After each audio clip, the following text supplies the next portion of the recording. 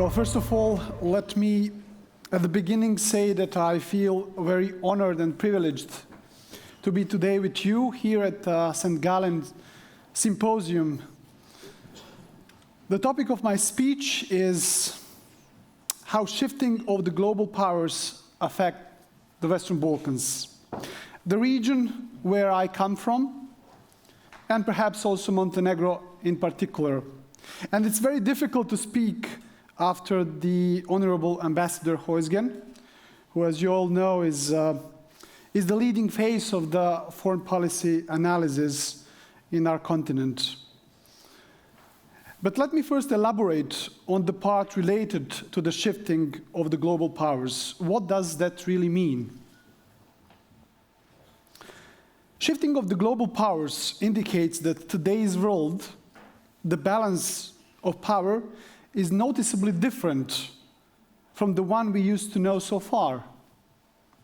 Today we are witnessing an emerging new world order based on a principle of multipolarity and marked by, and I have selected three key trends. Rise of China, efforts of Russia to establish its strength from the times of the Soviet Union, and number three, which is also the most recent one, diverging positions within the traditional West, in particular between US and Europe. And I will be elaborating on these three trends that are underlining shifting of the global powers and how they are affecting the Western Balkans, the Balkans in general. These major shifts are impacting regions and countries across the globe, and which are often expected to choose sides, or at least to lean towards one of the group's interests. As you all know, the region of the Balkans has long occupied a pivotal position in global geopolitics, perhaps because of its geographical location at the crossroads of Europe and the Mediterranean, linking the east and the west of Europe with the Middle East, and serving as a major meeting point of a number of great empires, including the Roman Empire, the Byzantine Empire, the Ottoman Empire, and the Austro-Hungarian Empire. So the historical legacies continue to influence also the region today, the region's political and social dynamics, rendering it both a bridge, but also very often a battleground for those who are trying to maintain or perhaps to expand their influence in the region through different channels. Some of them are historical, cultural ties, economic cooperation, energy and infrastructural projects, and obviously political support. So the region's geopolitical landscape is continuously shaped by both internal challenges, which are numerous, as you all know, as well as external influences. So let me begin with the number one underlining shift within the global powers that I have already mentioned, and this is the role of China. In the recent years, China has become a major sponsor of flagship projects across the globe, especially in transport. And this is an effort which is partly being implemented through the China's Belt and Road Initiative, as you all know, launched by the President Xi. And China's economic presence in Central and Eastern Europe region has been particularly rising over the period between 2010 and 2020, and was also institutionalized through what has been known as 17+1 CE China Initiative. A number of flagship projects were financed or implemented by China in the region, and these include the Pelješac Bridge in Croatia, the fast railway connecting Budapest in Hungary and Belgrade in Serbia, which is the part of a wider route connecting the railway of the Balkans with the Chinese now owned port of Piraeus in Greece, the highway in Montenegro, and many others. And the logic behind all these Chinese investments in infrastructure in the Balkans was very simple. It was to shorten delivery time between China and Europe by decreasing the transit time of trade of goods. As when you look at the world map, one thing which is immediately obvious is that when the ships go out of the Suez Canal, the first European ports are actually the eastern Mediterranean ports of Greece and the former Yugoslav countries. So in this way, China was able to save time as the ships would be coming from China in comparison when the goods would be offloaded in the North European ports. In this way, China would be able to increase the volume of trade, which is, as we all know, benefiting the growth model of China. And on the other hand, the countries of the Balkans use the Chinese investments in the way to close the infrastructure gap that the countries of the Balkans had with regards to the rest of Europe. The presence of China in this region has been seemingly toned down over the past just few years, especially following the Russian war of aggression in Ukraine. Nevertheless, its role in the region remains economically very important. Now I'm going to the second underlining factor, which is the role of Russia. While the influence of China in the region comes mainly through economic channels, the role of Russia is much more complicated, to put it in a very diplomatic language. Trade between Russia and the region is limited. Although Russia was a major country of origin when it comes to tourism, which is, as you know, a very important source of income for many of the countries in the region, especially for my country, Montenegro, which is a tourism-driven economy. For instance, just before the onset of the Russian war of aggression in Ukraine at the beginning of 2022, Russians accounted for about a quarter of all tourists in Montenegro. And back then, I was a minister in charge of economy and tourism, sanctioning Russia and aligning foreign policy of Montenegro fully with the foreign policy of the EU and the US was a painful economic exercise, because over the night we have lost basically 1/4 of our tourism revenues. Russia's efforts to reposition itself in the neighborhood, mostly through violent means, led to a number of geopolitical processes in the Balkans. And from this point of view, from today's point of view, one may say that actually Russia's annexation of Crimea in 2014 accelerated enlargement of NATO in the Balkans, thus making some of the countries that used to be neutral before to align and to become part of NATO. This was the case when Montenegro joined NATO in 2017. This was also the case with regard to North Macedonia, which joined NATO in 2020. And this was all following the accession of countries like Croatia and Albania in NATO in 2009.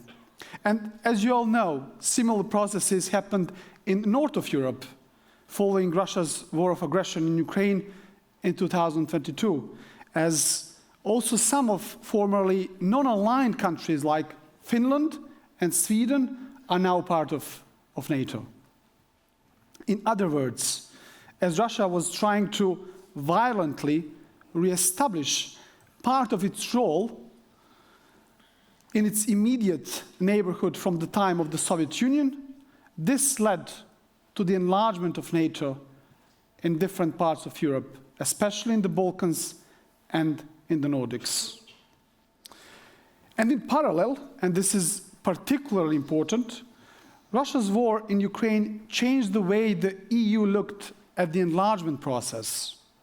And as a matter of fact, that was when Europe understood that enlargement is not only a technical thing, it's about the security of the European continent.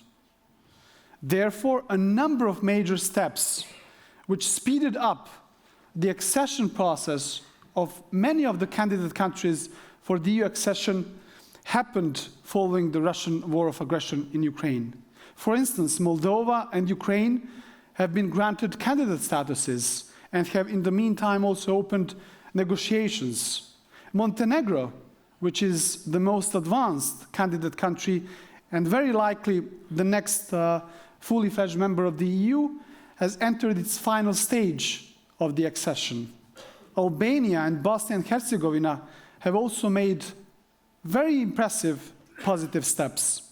In other words, for a long time, the EU has treated the accession process from a very technical point of view, but actually the game changer was Russian war of aggression in Ukraine, when the enlargement became again a geopolitical issue as well.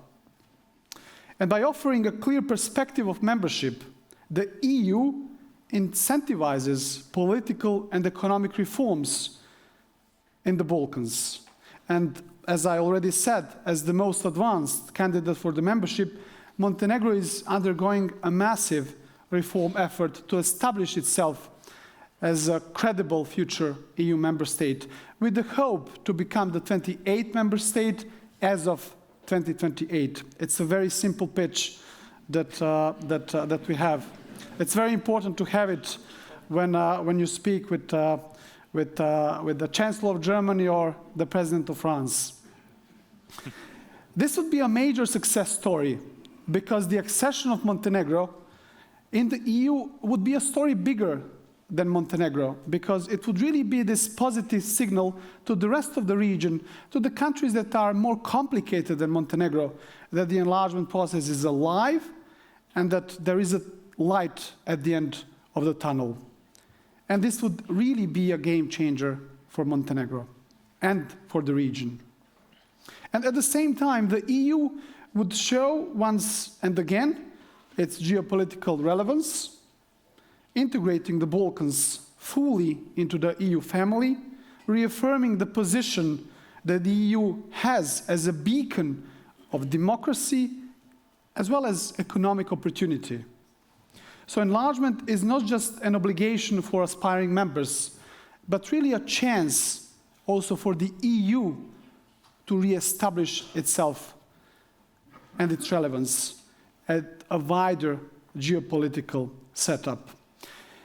And my final underlining factor is the one which is happening actually also now, and it's very recent, and this is diverging positions within the traditional West, diverging positions between US and Europe, particularly on two major issues. This is standing on free trade and the standing when it comes to the war in Ukraine. And seemingly as China was using its rise to increase world volume of trade and thus strengthen its prosperity, it is that US is now trying to do exactly the opposite, with seemingly the same goal. In the Western Balkans, the situation when it comes to this latent conflict within the traditional West is clearly followed. The region is fully trade dependent on Europe, as the EU is by far the biggest trade partner for the countries of the Western Balkans, accounting for more than 2/3 of the overall trade. Nevertheless, the soft power, the military alliance of US has been quite strong in the Balkans, especially over the last 30 years. And now we are waiting to see, as the children of the parents who are fighting, whether the divergence of positions will be resolved or whether the fully fledged divorce will follow. So also, diverging positions within the West are bringing the topic of new security architecture in Europe and the need for Europe to make itself less dependent on US support in that regard. And this will naturally require time, but the moves have already been announced. To conclude, there is no doubt that the political scene has entered a turbulent period of seismic changes that are dynamically reshaping the world we live in. From interplay between the shifting alliances and regional and global stability, from geopolitical realignments to technological revolutions. So redefinition of international relations is already taking place. US isolationism, European efforts towards its strategic, political and military self-sufficiency, Russia's efforts to violently re-establish its power, as during the Soviet time, and China's growing rise, along with the emergence of regional organizations such as BRICS and regional power such as India, Brazil, and Turkey. So this means that the immediate future of the international relations will likely be shaped to a large extent by the following: success of talks on completion of the war in Ukraine, allowing for just and sustainable, long-lasting peace in this country. The US administration's clear focus on national economic interests, its relation to China, which has already positioned itself as one of the global key leaders in economic development, the growing engagement of United Kingdom with Europe, the rise of the right-oriented parties, especially in Germany and France, as the key economies of the Eurozone. And let me conclude with this very important message for my region. In the light of those major shifts on the international stage, on top of everything which I have already said, I believe it is particularly important, and this is what I'm fighting for and what I'm promoting as a politician of the new generation in the Balkans, is to strengthen the regional cooperation and integration among the countries of our region, as well as to make the Balkan politics as boring as possible. Thank you very much.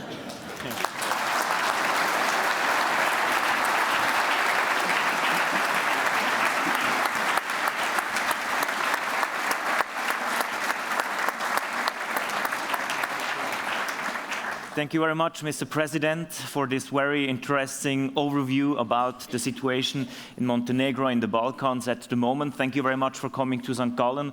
I think it will be also for our young leaders very interesting to hear from you as a also young leader about the world politics, about the politics of Europe. After a successful election campaign with your party, Europe Now, founded by Milojko Bajic, the Prime Minister of Montenegro, and you have been at the age of 36 becoming President of Montenegro. It was in May 2023. Mr. President, when we talk about Montenegro and the European Union, about the accession process, enlargement process, there is about 80% of the population who supports that enlargement process with the European Union. Can you give us some insight? What is the atmosphere in Montenegro when you're talking about Europe, about the European Union? At the stage that we are currently experiencing and facing, I believe very optimistic, especially in comparison to the other countries of the region or in general to the other candidate countries. As I already said, there are 10 candidate countries currently that are aiming to become part of the EU. Montenegro is one of those 10. And in our eyes, in our view, as well as in the view of the European Commission, the most advanced. The most advanced because of a number of factors. Number one is the factor that Montenegro has been the only country so far that has opened all the negotiating chapters with the EU, and we were able to close some of them as well, with the hope and the very clear target that in the next 2 or 3 years we would be able to close all of them. So as I said, with the aim of the country to become the 28th member state of the EU as of 2028. Montenegro is also one of the candidate countries that is fully aligning its foreign and security policy with the one of the EU. Sometimes, at the our own economic cost, and as I already mentioned, the importance of the tourism channel from Russia, which was there.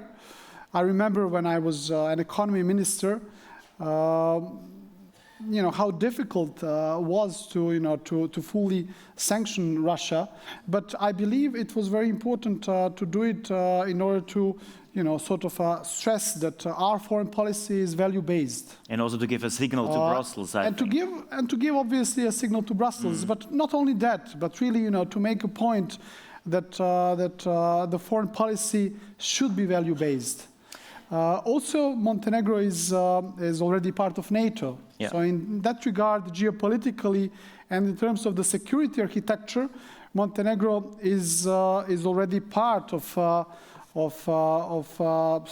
the traditional West. And one more thing, Montenegro in the economic point of view is the most advanced economically speaking in comparison to all the other candidate countries, and the one which is already using the euro. Exactly. So there are many many factors already in place which are allowing us to be optimistic about Montenegro becoming the new member state of the EU soon. And let's talk about economy. So you are an economist, and you were talking about tourism. You have been a minister of economy in Montenegro. So do you see in first line the economic advantages of being member of the European Union? Well, that's absolutely there. So as I already mentioned, by far the largest trade partner, not only of Montenegro, but of the region in general, of the Western Balkans, is the EU. The Western Balkans, I think about 2/3 of its overall trade has with the EU. So the trade argument is already there.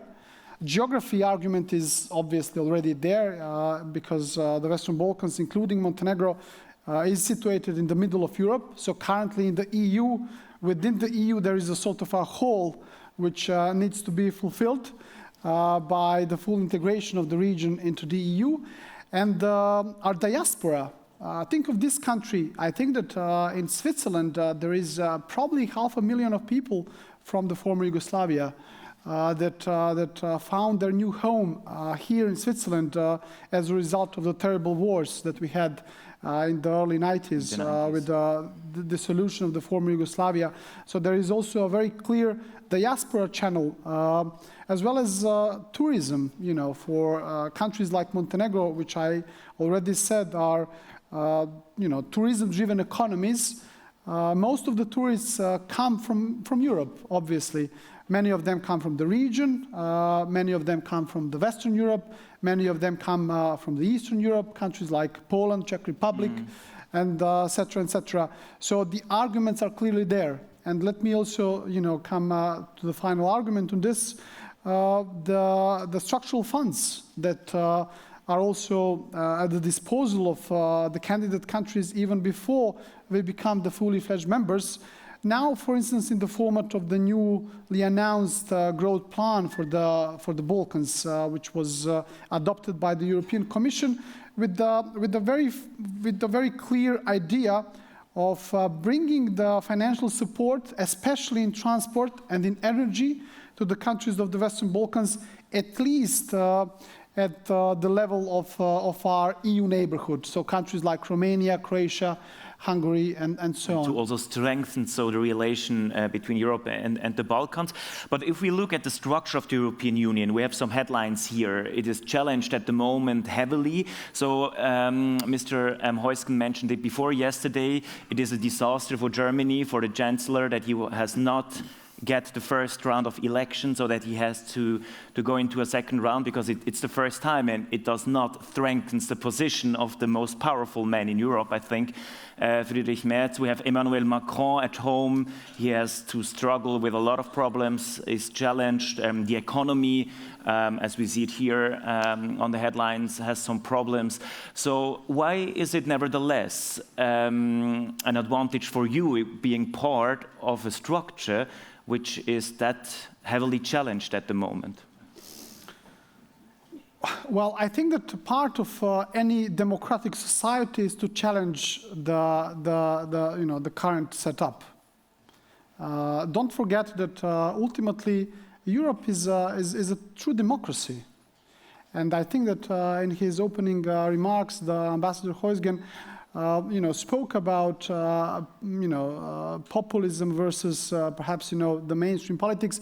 What I believe the solution is to better communicate with the public. Ultimately, it is the public that decides which way the country should go, which way Europe should go. It is up to the European public, and I'm truly devoted to democracy. I think perhaps also because we did not really have enough of it in the Balkans in general, and you know that many of the countries of the Balkans are still young democracies. But one thing that I always remind myself, but also my colleagues, the audience, is the fact that democracy is not a one-way street. It's something that you fight for on a daily basis, challenging ideas, but fighting for those ideas as well. And so in that regard, I don't really want to see sort of current processes in Europe in particularly negative way, because I believe that they can also be used as a very good chance to improve certain things that perhaps are not good enough for the people of Europe. And this is something that I believe it is up to the policy makers to think about and to bring the best solutions. And to bring the best solutions for Europe. And by the way, the way we do it in Europe is to challenge each other and to basically sort of prove that the idea that we are fighting for is the one which is optimally bringing the benefits to the people. Which is important, yeah, for democracies and also for Europe. You were already talking about the accession process. We have a news article here from the Austrian newspaper Kurier. Caroline Edstadler, the European Minister of Austria, was visiting you. We see here also a picture with you and Ursula von der Leyen. You were mentioning that 33 chapters of the accession process are open, 6 are temporarily closed. So you're optimistic to be part of the European Union in 2028. I was correspondent for Swiss Public Television in Brussels, so I was attending a lot of Western Balkan summits. And it was always a bit the same speech, like the Balkans belong to Europe, it's very important. But finally, do you really believe that Europe is interested in having a new member? As you mentioned, Montenegro will be possibly the next one, or are these flattering words to have you still on the line of Europe? Well, you always need two for tango, right? So it is it is up to Europe as well as up to the candidate countries. As I mentioned in my opening remarks, I believe that really a game changer in Europe was Russian war of aggression in Ukraine. This is when Europe understood that the enlargement is also about the security of European continent. Only few countries that entered Europe at the time of entering the EU were, really fully ready to enter Europe. Think of Greece, when it entered Europe. Think even of Spain and Portugal when they have entered the EU only a few years, for instance, after Franco's dictatorship in Spain. Spain, yeah. Think of, many of the countries of Central and Eastern Europe. So it's a process. I'm not neglecting here the technical aspect of it. This is where I, come to the political will to reform on behalf of the candidate countries. And this is where I also believe that, the countries in the region may, be different. I genuinely believe that the EU accession process is a very clear external anchor for the countries of the Balkans to speed up their reform agenda. Many of developing countries across the globe don't really have this very obvious and clear external anchor, which is reminding you every day that you need to be better, today and tomorrow. And this is where I, genuinely am committed to the reform agenda, to a new political culture, to democratic development as well as economic development of my country. Montenegro is the smallest. We are the smallest in the Balkans. Small is beautiful, but we are probably the only country in the region which is not really exporting our politics outside of the borders of Montenegro, which is good, because also the others don't really find Montenegro in that regard as a sort of potential threat. But what I'm trying to say, so Montenegro is not the biggest in terms of its economy, neither in terms of its population, but what Montenegro is, and perhaps can be even more in the future, is to be a very good role model for the others to follow. In the Balkans. President Milatović, we just have a few minutes left. At the end, I want to talk with you about NATO. You mentioned Montenegro is part of NATO since 2017. Also, NATO is challenged by the most important member state, by US President Trump, by the United States. And we have some statements here by the President of America, and we will listen to them to discuss. If they don't pay, I'm not going to defend him. No, I'm not going to defend him. I got into a lot of heat when I said that. He said, oh, he's violating NATO. He's violating NATO. Is he violating NATO when he does not really say that he will support the most important security organization in Europe and in the West? Listen, this is the question that I have. Not the exact one that you are now asking to me, but more or less sort of, on the lines of the question that I have discussed with many European leaders, who have known the President Trump from his first mandate. And one thing which is a fact, the President Trump has focused a lot during his first mandate on increasing the military spending and, putting the focus on it, which, maybe back then, did not really make that much sense, but especially following the Russian war in Ukraine, it was very sort of, important that it has been done. Mm-hmm. So we are all now preparing for the next NATO summit, which will be held in The Hague in June. It is very likely that we will be deciding as a club to increase the NATO spending from the current commitment of 2% of GDP to something probably higher than 3% of GDP within sort of a certain time frame. Period, yeah. This is already what I have mentioned. Europe will definitely need to put a lot of thinking on the way to become a bit more self-sufficient in terms of the security architecture in the years to come. And I believe, this is already being discussed. Montenegro is part of NATO, so in this regard, strategic partnership with America is very important.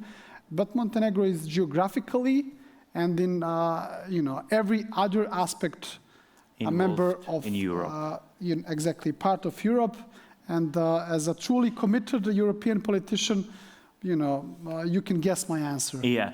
Mr. President Milatović, last question. You are a young leader. We have a lot of young leaders here at the symposium. If you look at Europe and at the security situation, are you optimistic for the future of it? Sometimes I wonder, can Europe be a bit more self-confident, when it comes to world geopolitics? This is still probably the best place to live, according to many criteria in the world. I mean Europe, and I believe that regaining this confidence about presenting Europe in that regard at the world stage would be very important in the years to come. I believe in Europe as somebody who is still not part of the EU, and I encourage Europeans to believe even more in Europe. Thank you so much, Jakov Milatović. Thank you very much.